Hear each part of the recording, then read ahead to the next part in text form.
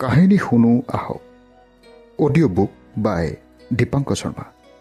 ইয়াৰ যোগেদি পৃথিৱীৰ বিভিন্ন লিখকৰ গল্প মই আপোনালোকলৈ আগবঢ়াম। আজি মই আগবঢ়াইছোঁ ইন্দ্ৰাণী গগৈ ৰচিত এটি চুটি গল্প ৰঙা ফোট।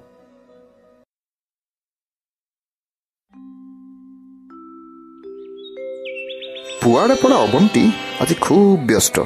ৰাতিপুৱাৰে পৰা কিমান বাজে তাই নিজৰ মুখখন দাপোনত চাইছে। ৰঙা ফুটটোৰ সৈতে গাঢ় সেউজীয়া চাদৰ মেখেলাযোৰ তাইৰ গাৰ বৰ্ণৰ লগত কিন্তু একদম মিলি পৰিছে। বসন্তৰ আটাইবোৰ সেউজীয়া যেন তাইৰ গাতে থূপ পাতি ৰৈছেহি। কিচকিচিয়া কলা দীঘল চুলিৰ বেনিডাল হুলুক ঢুলুককৈ কঁকাললৈকে পৰি আছে। চকুজুৰিত পাতলকৈ কাজলো সানি লৈছে অৱন্তীয়ে। 7 বছৰীয়া ভতিজী বিৰিণায়ো এবাৰ দৌৰ মাৰি আহি কৈ থৈ গ'লহি, পেহী তোমাক আজি বৰ ধুনীয়া লাগিছে। হয়তো এজনী ছোৱালীক যেতিয়া দৰা ঘৰৰ মানুহে চাবলৈ আহে, প্ৰত্যেকজনী ছোৱালী নিজকে ধুনীয়া কৰি সজাই তোলে যাতে বাহ্যিকভাৱে কোনো খুঁত থাকি নাযায়। ঠিক অৱন্তিকাৰ দৰেই বৌয়েকৰ মুখেদি তাই শুনিছে যে তাইক চাবলৈ অহা ল'ৰাজনে হেনো গোলাপ ফুল বহুত ভাল পায়। সযতনে আনি থোৱা বাৰীৰ ৰঙা গোলাপ পা চুলিখিনিত গুজিব খুজিয়ে তাই ৰৈ গ'ল। এখন টেকৰ কাৰণে ভাবিবলৈ বাধ্য হ'ল, কাৰ কাৰণে? প্ৰকৃততে কিহৰ কাৰণে তাই আজি নিজকে ধুনীয়া কৰি তুলিব খুজিছে আনৰ দৃষ্টিত? তাইৰ নিজৰে অনাগত সংসাৰী জীৱনৰ পাতনি হিচাপে, নে ককায়েক বৌয়েকৰ এটা বোজা আঁতৰাবলৈ, নে সেই অচিনাকি পুৰুষৰ হাতত নিজকে সমৰ্পণ কৰিবলৈ? অৱন্তী দুধুৰ মুধুৰত পৰিল। যিজনী অৱন্তীয়ে যোৱা 6টা বছৰে ছাত্ৰ ছাত্ৰীক সমগ্ৰ বিশ্বৰে ভূগোলৰ জ্ঞান দি আহিছে, সেই মানুহজনী কিন্তু আজি নিজৰ ওচৰতে হেয় হৈ পৰিছে। হৃদয় নদীত চাক নৈয়াৰ সৃষ্টি হৈছে। দুগালে দুধাৰি চকুলো বৈ আহিল অৱন্তীৰ। তোৰ চকুৰ চকুলোবোৰ মোৰ কাৰণে মুকুতাৰ মণি সদৃশ। মুকুতা জানো ইমান সহজে পাব পাৰি? গতিকে সৰু সৰু কথাতে যদি তই কান্দি কান্দি এই মুকুতাবোৰ উলিয়াই থাক, হেৰ মোৰ ভাগত নপৰিবই দেখোন। এনে মুকুতাৰ চাহিদা বেছি, সকলোৱে হাত পাতি ল'ব। অৱন্তীৰ চকু পানী মচি মচি সৌৰভে তাইক সাবতি ধৰিলে। তাইৰো মুখত এমুকুৰা হাঁহি বিয়পি পৰিল।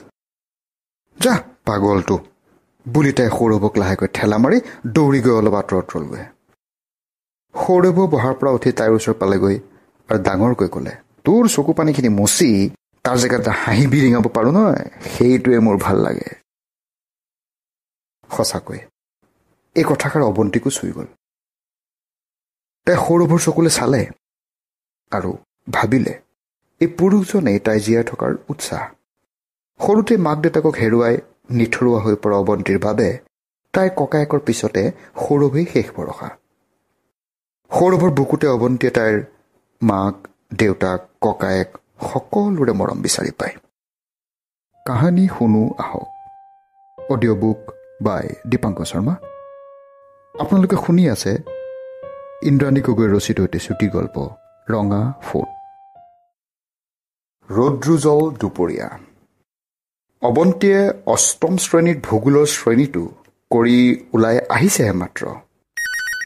তেনেকুৱাতে তাইৰ মোবাইলটো চিনাকি সুৰেৰে বাজি উঠিল। স্ক্ৰীণত সৌৰভৰ নাম্বাৰ। হেল্ল' বুলি ফোনটো তাই ৰিচিভ কৰিলে।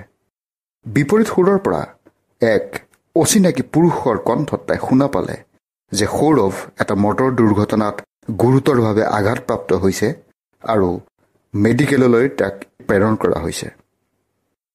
অৱন্তীৰ হাতৰ পৰা ফোনটো সৰি পৰিল আৰু তাই বজ্ৰপাত পৰা মানুহৰ দৰে থিয় হৈ থাকিল। অৱন্তী যেতিয়া মেডিকেলত উপস্থিত হৈছিল, তেতিয়া সৌৰভৰ দেহ বগা আভৰণেৰে সুশোভিত হৈ আছিল।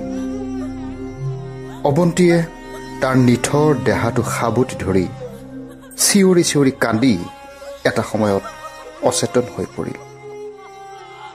যেতিয়া তাই গভীৰ নিদ্ৰাৰ পৰা সাৰ পাইছিল, তেতিয়ালৈ তাইৰ মৰমৰ সৌৰভটোৰ চিতাৰ ধোঁৱাই কুণ্ডলীকৃত হৈ দূৰ দিগন্তলৈ ঢাপলি মেলিছিল।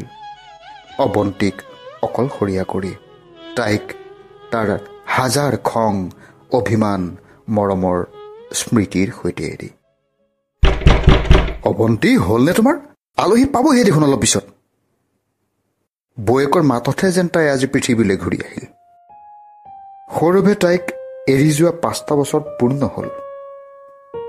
তথাপি আজিও সি অৱন্তীৰ কাৰণে জাগ্ৰত বৰ্তমান। সৌৰভেতো তাইক কেতিয়াও প্ৰেমৰ প্ৰস্তাৱ দিয়া নাছিল, কেৱল ভাল বন্ধু আছিল সিহঁত। দুখন হৃদয় মিলিছিল মৌনতাৰে, নীৰৱতাৰে। কিন্তু অৱন্তীৰ কিয় এনে লাগিছে যে সৌৰভৰ লগত তাইৰ সম্পৰ্ক যুগান্তৰৰ, যিটো হয়তো বন্ধুতকৈও ওপৰত, সকলোতকৈ ওপৰত।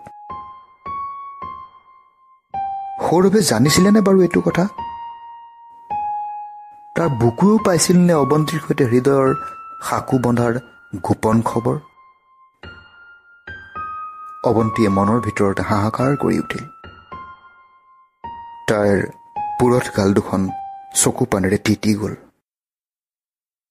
আলহী পাবহি এতিয়া। তাই আকৌ নিজৰ মুখখন দাপোনত চাই ল'লে। হয়, সৌৰভেও তাইক ভাল পাইছিল, বিচাৰিছিল অৱন্তীক তাৰ অৰ্ধাংগিনী হিচাপে।